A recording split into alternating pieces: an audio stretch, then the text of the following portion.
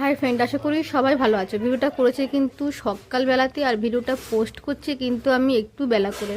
সকালবেলায় কাজের ইয়েতে আর ভিডিও আমার পোস্ট করা হয়নি।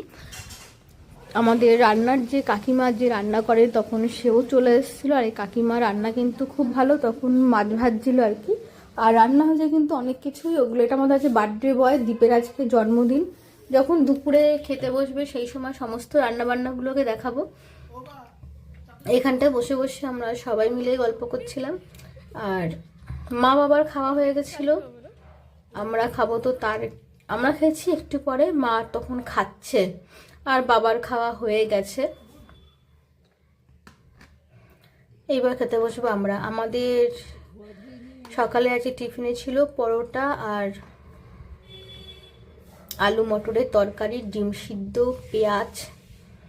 এই হচ্ছে সকালের আজকে ব্রেকফাস্ট। সবাই ভালো থেকো আর সুস্থ থেকো।